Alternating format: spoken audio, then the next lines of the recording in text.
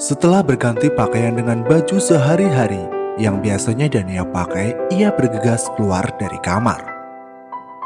Dia sudah memesan ojek online tadi. Menuruni tangga sambil membawa tas ransel yang ia selalu pakai. Penampilannya sangat berbeda dari tadi pagi saat Saga masih di rumah.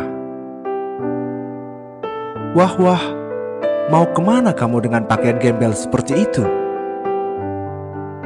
Ibu mertua ada di bawah tangga, beserta kedua putrinya. Dania benar-benar ingin mengacuhkan mereka. Toh, bersikap manis di hadapan suaminya sudah menguras semua energi. Kenapa ia harus berpura-pura lagi di depan mereka? Saya mau bekerja, Bu. Suami saya mengizinkan saya bekerja seperti biasa. Jawab Dania. Dania berhenti sebentar meladeni mereka bertiga. Bekerja? Haha, memang apa pekerjaanmu? Kata-kata penuh dengan penghinaan dari adik iparnya. Saya membuka toko pakaian online. Jawab Dania. Haha, toko online? Pasti jualannya baju-baju murahan. Seperti yang kamu pakai sekarang kan? Kamu tahu, kamu bisa memalukan kakak. Adik ipar menatap sebal. Ini juga pasti gara-gara dia harus pindah duduk waktu makan tadi. Adik ipar, bukankah tidak ada yang tahu kalau saya istrinya suami saya, Saga Rahadian Wijaya? Jadi jangan khawatir, saya tidak akan mempermalukan siapa-siapa. Dan saya akan kembali sebelum suami saya pulang. Kumohon, berhentilah mengganggu wahai wanita penghuni rumah ini. Lakukan saja pekerjaan kalian. Mari hidup dengan tenang dan jangan saling mengganggu. Gerutu Dania dalam hatinya. Kamu tidak perlu bekerja lagi. Memang berapa uang yang kamu hasilkan, ah? Uang bulanan yang diberikan Saga pasti 5 kali lipat besarnya dari omset penjualanmu kan? Ibu mertua sudah ingin menarik tangan menantunya. Kamu cukup tinggal di rumah menunggu Saga pulang. Lanjut ibu mertua. Maaf Bu, tapi suami saya sudah mengizinkan. Ibu bisa menanyakannya langsung padanya kalau tidak percaya. Kau? Ibu mertua pun terkaget. Dania tahu ibu mertua atau dua adik iparnya ini tidak akan berani menanyakan pada Saga. Dia tahu hidup ketiga wanita ini juga tidaklah mudah. Dari luar, kepala pelayan masuk. Nona, sudah ada ojek online yang menunggu Anda di depan. Baik Pak Mun, katakan sebentar lagi saya keluar. Dania lalu menundukkan kepalanya hormat pada ibu mertuanya. Saya permisi Bu. Apa? Ojek online? Kamu bahkan naik ojek? Benar-benar wanita kampungan. Dania tidak mendengarkan ketiga wanita itu masih ribut memakinya. Nona, kenapa Anda naik ojek? Di rumah ini ada mobil yang bisa Anda pakai, mengantarkan Anda kemanapun. Tidak apa-apa Pak Mun. Dania menepuk bahu lelaki itu. Pak Mun pun terperanjat. Saya sudah biasa naik ojek. Dania berjalan cepat menuju drivernya yang menunggu. Maaf Mas, menunggu ya? Ayo kita berangkat. Driver ojek itu memandang rumah di mana penumpangnya keluar. Ada mobil juga yang terlihat berjejer. Orang kaya memang susah dimengerti, gumam tukang ojek tersebut. Padahal mobilnya banyak begitu, tapi masih memilih naik ojek. Dalam perjalanannya, Dania menghabiskan waktu dengan berpikir. Ia membisu. Tak ada pembicaraan apa-apa dengan driver yang fokus membawa motornya. Dalam lamunan itu, Dania hanya memikirkan, lakukan tugasmu sebagai seorang istri tanpa bicara. Apa dia sedang mencari pelayan untuk melayaninya? Tapi di rumah ada banyak pelayan wanita. Dan anehnya kenapa mereka cantik-cantik juga? Kalau hanya pelayan cantik, pasti dia bisa memilih salah satu dari mereka. para pelayan itu pasti akan bersukacita, seperti mendapat berkah dari langit. Tapi, tapi kenapa dia memilih aku? Memilih menikah denganku?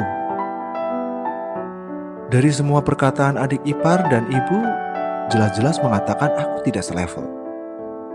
Aku itu kampungan. Ya, aku emang agak kampungan juga sih. Dari segi manapun. Aku juga sadar kok tanpa perlu dicela sekalipun. Jadi kenapa aku dipilih Tuhan saja untuk menikah dengannya? Apa karena aku terlihat bodoh? Aku nggak bodoh juga kali. Apa karena aku terlihat penurut dan patuh? Kalau tidak demi keluargaku, mana mungkin aku sepatu ini? Kalau tidak memikirkan mereka, aku mungkin sudah lari atau melemparkan sepatu ke wajahnya. Dia tidak punya tangan apa?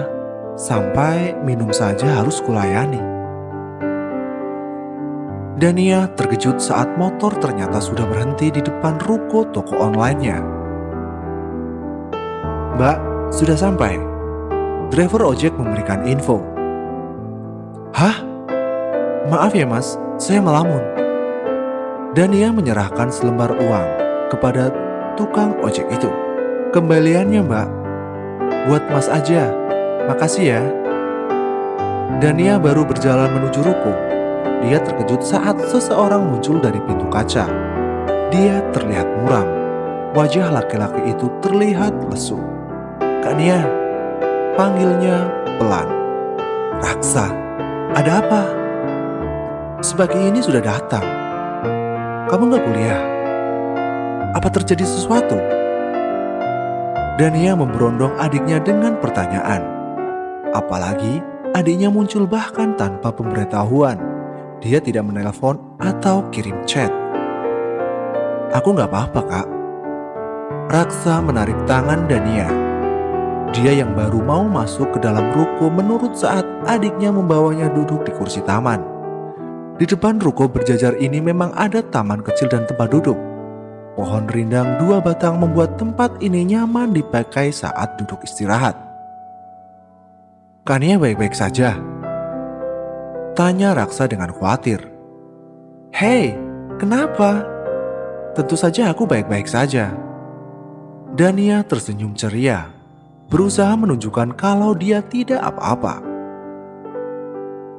Dia tidak memukulmu atau memperlakukanmu dengan buruk kan?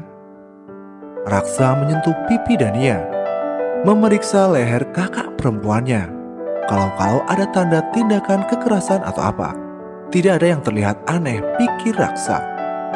Aku baik-baik saja. Tuan Saga memperlakukanku dengan baik.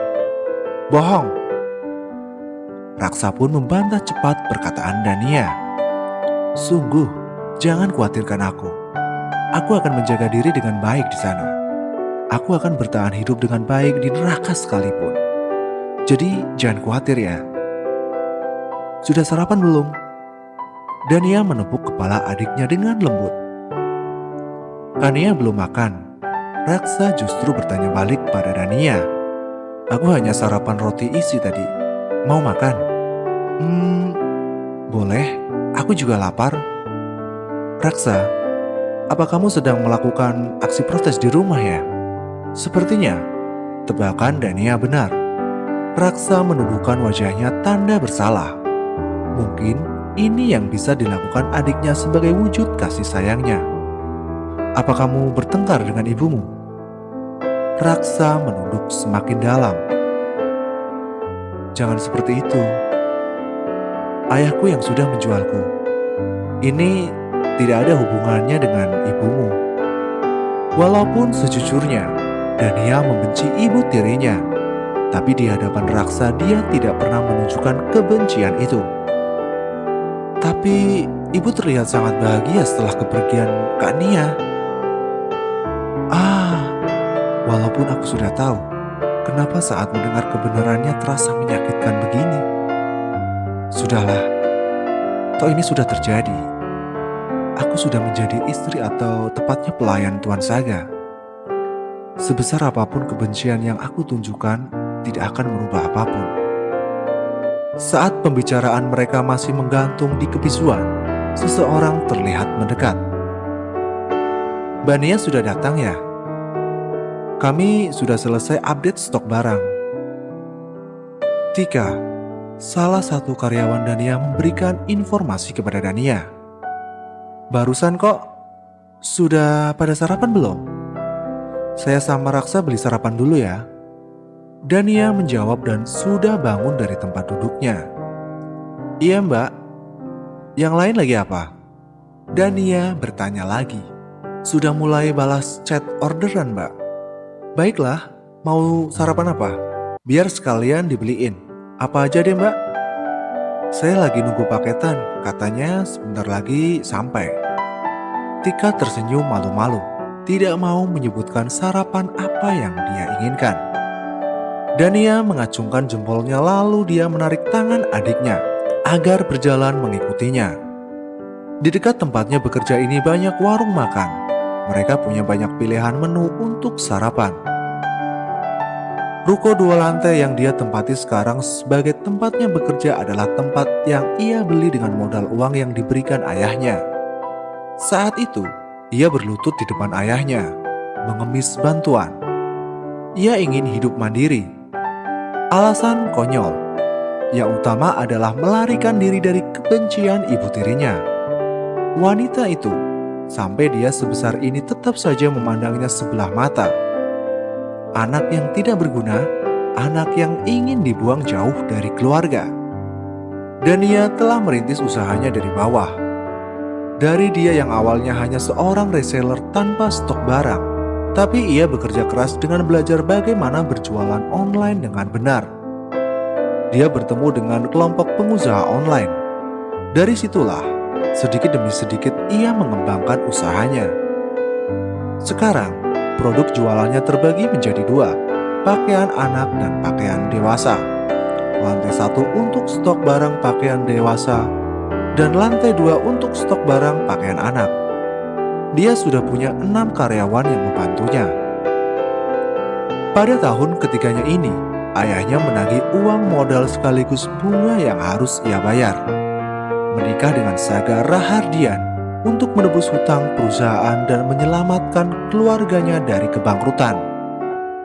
Modal yang dulu diberikan ayahnya harus ia kembalikan dengan tubuh dan seluruh kehidupannya.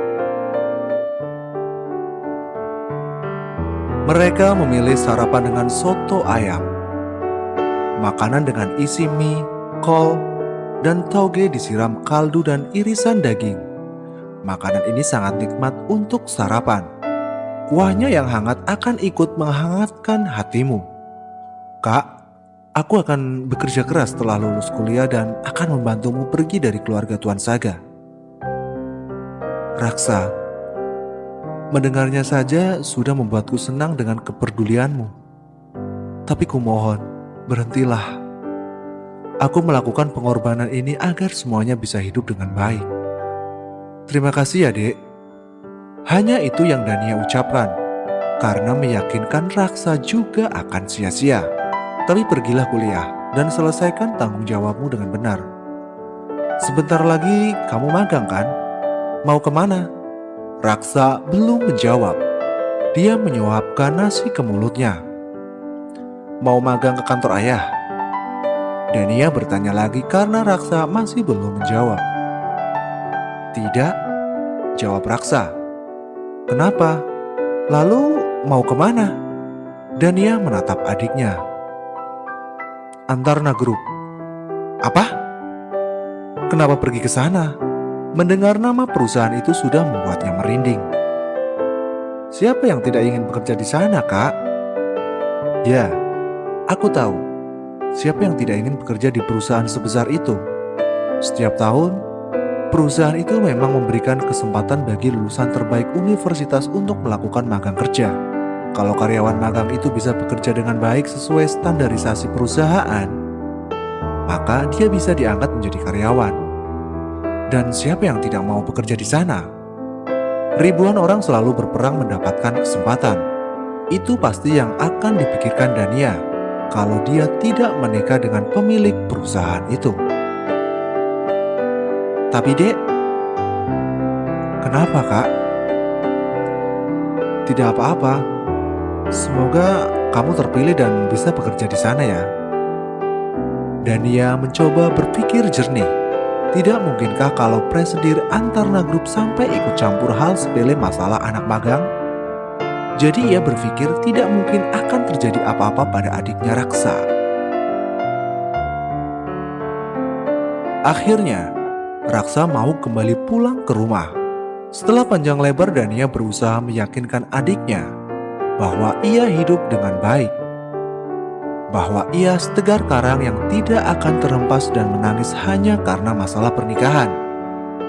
Ya, ia harus kuat. Toh ia masih hidup hari ini.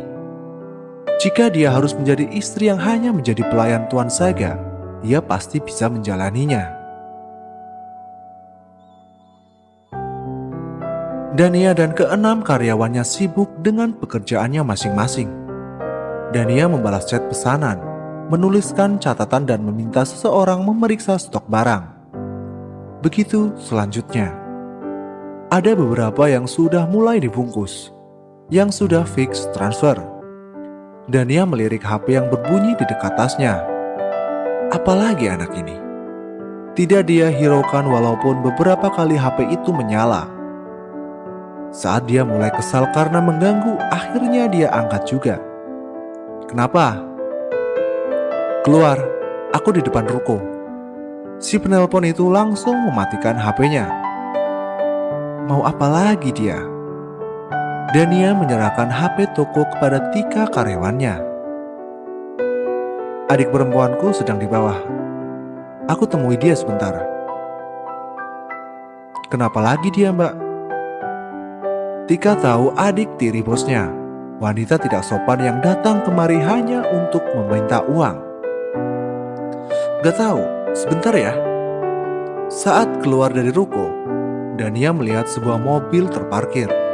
Dia langsung masuk ke dalam mobil. Duduk, belum bicara apa-apa. Hah? Kau masih bekerja di tempat kumuh ini? Padahal sudah menikah dengan konglomerat. Menyedihkan sekali. Apa kau dicampakkan sehari setelah menikah? Kenapa? Kau iri? Dania menjawab. Adik tirinya melotot mendengarnya bicara. Sekarang sudah bisa menjawab ya. Risha, adik tiri Dania, melirik tajam pada Dania. Semakin kesal karena Dania juga menatapnya dengan berani. Kenapa kau tidak meminta ayah menjualmu kalau kau iri? Hei, beraninya kau. Kenapa? Kau mau mengancamku dengan apa? Mengancamku dengan menyuruh ibumu mengusirku dari rumah.